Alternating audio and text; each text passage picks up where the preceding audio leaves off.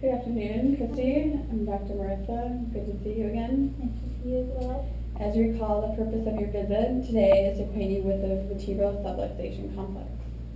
This will help you better understand the nature of your care. This is a very important visit, and we take it very seriously, so I require that you would take it seriously as well.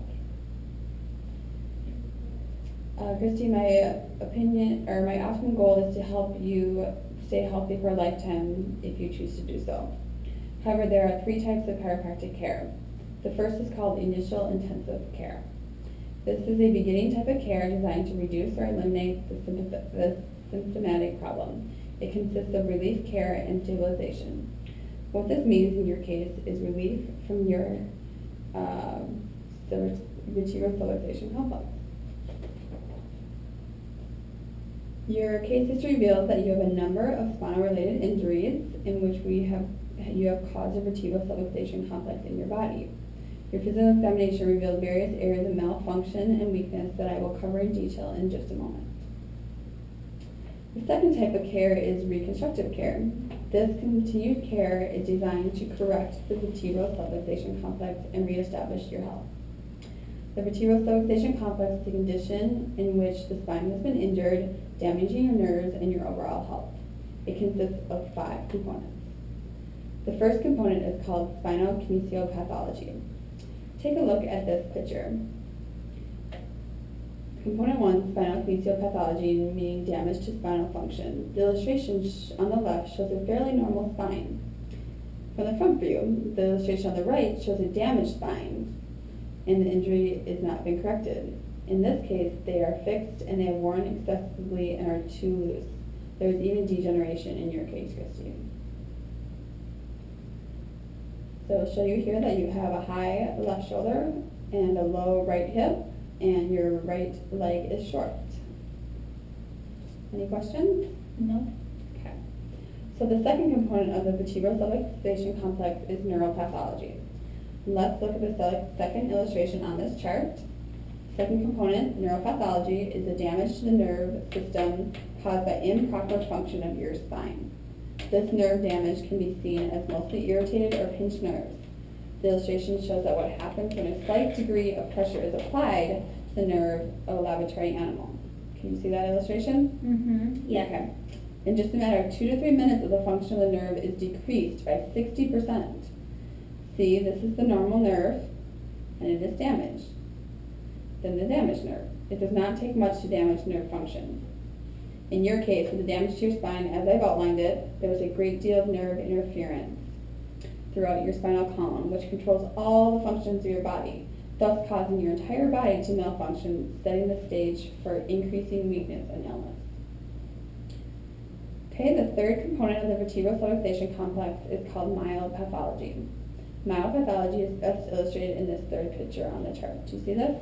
Mm-hmm. Myopathology means the muscles have been affected either in the form of spasm or sometimes even muscle weakness. Notice in the illustration how the muscle on the left is in severe spasm and the muscle on the right is very weak. Mm-hmm. So what we found Christy with you was that you had a very weak right shoulder and your left hip was actually spasming. Alright, the fourth component is called histopathology, which is best illustrated in the middle row of pictures here. Histopathology is mostly inflammation and swelling that sets the stage for degeneration of the muscles, ligaments, disc, and even bone tissue. These three pictures are the side view of a lower spine. Note that the normal forward curve is present. However, after swelling in the front spine from here to here, the result is a long-term histopathology. The discs are even ruptured out of the front of the spine. And then this next illustration is even worse. See the swollen areas of scar tissue? Mm-hmm. Last picture is very bad. See how this thick tissue has become in front of the spine? It's thickened. See that? Okay, the bones are very badly degenerated, and all the areas of recent and past or uncorrected spine scar tissue has developed, weakening the spine, degenerating its function, and making it susceptible to further injury.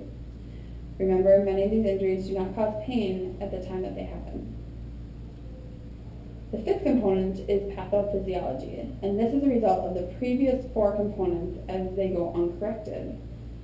This component is ill health in the entire spine of the body created by the vertebral subluxation complex. The last row of x-rays of the subluxation degeneration is clearly illustrated, showing you the spinal illness from the vertebral subluxation complex. Do you see that? Yes. Let's compare your x-rays with the ones in this chart and determine in what phase you are in. Notice the bones in this first x-ray are smooth and regular, and your x-ray reveals your bones being rough and irregular. In phase 1 of subluxation degeneration, there is a misalignment and improper motion with no observable degeneration. Your x-ray shows misalignment, and my exam revealed improper motion. Do you remember that? Yes. Okay. However, in addition, you have a great deal of degeneration here and right about here. See that? Okay, so uncorrected phase 2, the beginnings of degeneration occurred. You have had much more degeneration in your spine. And then uncorrected phase 3 occurs in which the spine, there is a great deal of degeneration, just like yours. And in phase 4, there was a total fusion. Of course, your bones are not in total fusion. So in what phase do you think your bones are in? I would say phase 2. Okay, and you would be correct. Good. So according to my physical examination findings, my opinion is that your middle back was in phase 2 and your lower back was also in phase 2. Now, you will probably ask me if I can fix this, right? Mm-hmm. Actually, I will not be attempting to fix this. I will actually be correcting your subluxations, and then the only healer is your body itself. Your innate intelligence, your body's wisdom, will reestablish your health or heal what has not been permanently damaged. So what can you expect? Your prognosis for the subluxation degeneration phase, your lifestyle, and compliance with our recommendations. Under reconstructive care, phase 1 usually returns to normal function. Phase 2, which is you, usually returns to normal function, while the current subluxation degeneration may remain, but it will stop getting worse. And then phase 3, if you're in phase 3, there should be significant return of function. However, the degeneration may only be expected to slow down. And if you're in phase 4, only those areas of the spine not in phase 4 would be able to respond to care. And certainly as the function and health of your spine improves, the function and health of your nervous system and whole body will also improve. The third type of care is called wellness care, and is designed to ensure maximum neurological, spinal, and body wellness for a lifetime. In your case, Christy, my recommendations are for initial intensive care are as follows. You will have this initial intensive care program for about 2 months. And at that point, we will re-examine you, re-evaluate your case, and see how you have done. I will give you another report, and we can determine what your next steps should be at that time. Okay. Do you have any questions? No. Okay. So next, my CA, John, will be coming in to give you a financial report of what we've discussed and how you to financially approach your care. Okay. Thank you. Thank you for coming today. Thanks. How are you doing, Christy? My name is John, and I am Marissa's CA. And I'm just here to discuss our financial plan with you about Okay. your visits. Okay. What we have here is we, as a practice, have chosen not to do insurance plans due to our HMO, and that's just for relief only. They don't allow us to do as detailed work as we'd like to do. And based on getting you better, we want to do as much detailed work as we can as far as like doing specific adjustments, the frequency of the adjustments, and the insurance really limits all of that to our practice. Okay. This is all done based on saving you money, and we would be removing their plan from our cost. The main issues here is, like I said, the proper techniques and adjusting and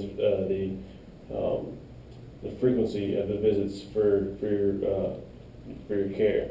And all these things here are mastered in our office and are all essential to you and your well-being. What we have here is our payment plan. As you can see right here, the first visit is $100. Mm-hmm. And so after that, per visit, we require it's $40 one time. And so what we do is, our practice here, it has an 8-week condition-based care plan. So our first visit, like I said, is $100, and then from there on afterwards, we do a progression of visits. And the first progression step is going to be 3 times for 3 weeks, and that's going to be $360. Then we're going to step down to 2 times for 3 weeks, and that goes down to $240. And then we go all the way down to 1 time for 2 weeks, and that's $80. So normally it'd be $780, but since we take out the insurance policy, like I said, with the HMOs, our net total is going to be right around $600. Okay. And I know that sounds like a lot of money to you, and it would to anybody, but you've been waiting a really long time to get your spine and your proper care, going for you, and it's essential to us to get you feeling better, and that's what you want as well. But just to let you know that if you were to go get like a spinal surgery or have surgery on any other organs related to that area, it's going to be a lot more than the $600 like we're talking about here. Right. Also, we have, as far as payment plans in our office, we have 2 payment plans. You can either pay the total upfront at one time, lump sum, or you can pay on a monthly basis. We just ask that you write a check out to us and or leave a credit card at our front desk for the billing options. If you decide to pay up front in a lump sum, then what it does is it cuts down on costs for us, and in turn we give you a 15% discount off of the maintenance for corrective care. I want you to remember that you're not obligated to anything at any point in time. If you ever decide to stop care, for whatever reason, you'll get all your money back, for the remaining visits, except, you will be charged for the visits you came in for, but you will get your money back for the ones that you haven't received yet. If by this point you're still interested in the symptomatic care, I can refer you out to one of our colleagues that bases his or her practice on symptomatic care, and you can do, payment by care type plan.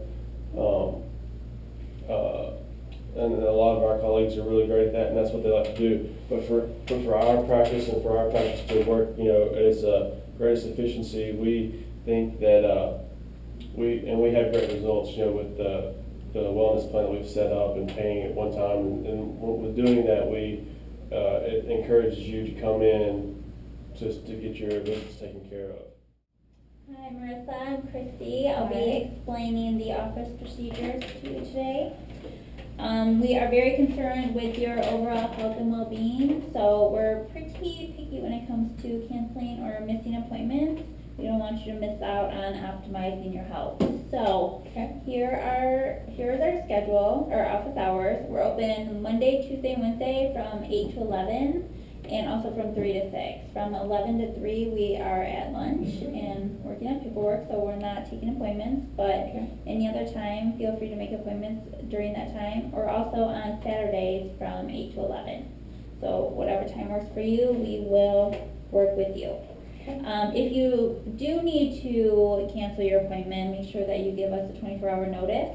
In the event that you do cancel an appointment or miss an appointment, mainly miss an appointment, there will be no charge, but on the second visit, if you miss your appointment, there will be a $25 charge.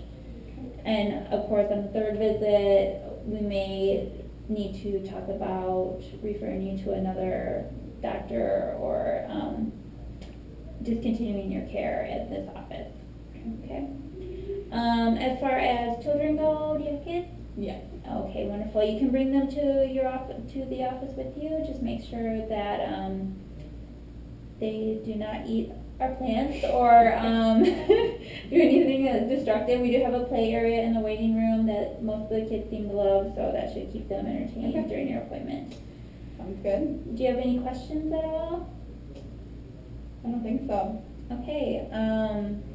Well, like I said, if you need to cancel or reschedule, please let us know. And how about, what time works best for you next week? Monday, 8 a.m. first thing? Yep, let's do it. Okay, we'll mark 8 it a.m. down Monday. for Monday, 8 a.m. Got Okay. it. All right, we'll see you then, Marissa. Thank you. Thanks.